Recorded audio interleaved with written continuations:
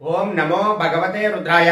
1 ఫిబ్రవరి 2026 మనకి ఆదివారం, మాఘ పౌర్ణమి, అందులోనూ పుష్యమి నక్షత్రం కూడా వచ్చింది.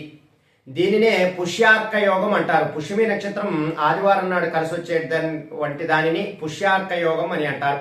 ఈ పుష్యార్క యోగం సాధకులకి చాలా మంచి రోజు. అయితే ఈ రోజు కొన్ని పరిహారాల ద్వారా మనకి ఉన్నటువంటి నవగ్రహ దోషాలు, పితృదోషాలు, అలాగే ఆర్థికంగా ఎదగడము, అలాగే ఉద్యోగంలో మంచి అభివృద్ధి కూడా కలగడం కూడా జరుగుతుంది. అయితే ఇప్పుడు నేను చెప్పబోయేటటువంటి ఈ పరిహారాలు ఒక్కొక్కటిగా చేసుకోవడానికి ప్రయత్నం చేయండి.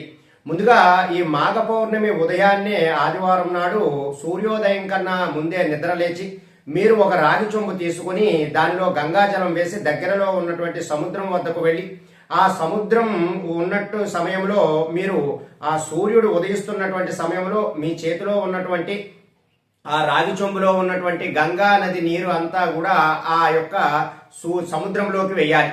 అలా వేసినట్లయితే మీరు అనుకున్నటువంటి పనులన్నీ కూడా పూర్తి అయ్యేటటువంటి అవకాశాలు చాలా ఎక్కువగా ఉంటాయి. అఖండ ఆయురారోగ్యం ఉంటుంది. అలాగే ఉద్యోగంలో మంచి అభివృద్ధి కూడా ఉంటుంది. ఇక మీరు ఇంటికి వచ్చిన తరువాత లక్ష్మీదేవి పటం ముందు ఎర్రటి క్లాత్ ఏదైనా సరే తీసుకుని అందులో 7 నువ్వుల గింజలను వేసి దానిలో ఒక రూపాయి నాణాన్ని వేసి ఒక మూటగా కట్టి ఆ లక్ష్మీ అమ్మవారి పటం వద్ద 21 రోజుల పాటు ఉంచి ఆ 22వ రోజు నాడు ఆ ఎర్రగొట్టి గుడ్డలో ఉన్నటువంటి ఆ నల్ల నువ్వులు అలాగే ఆ రూపాయి కాయిన్ కూడా పారేటటువంటి నీటిలో కానీ ఎక్కడైనా చెట్టు దగ్గర కానీ వేసి విడిచిపెట్టాలి. అలాగే తదుపరి ఒక అరటి ఆకును తీసుకుని దానిపైన ఒక అరటి పండు, అలాగే కొద్దిపాటి నల్ల నువ్వులను, కొంచెం బెల్లమును కూడా నైవేద్యముగా పెట్టి పితృదేవతలకి నైవేద్యం అంతా కూడా చూపించాలి.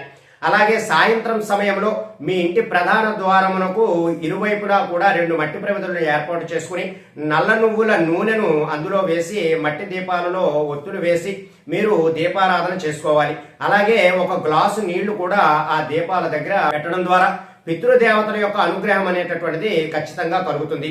కాబట్టి ఇంత శక్తివంతమైనటువంటి ఈ రోజు మీరు ఈ పరిహారాలన్నీ కూడా ఆచరించి మంచి ప్రయోజనాలు పొందడానికి ప్రయత్నం చేయండి. సర్వే జనా సుఖినో భవంతు. శుభం.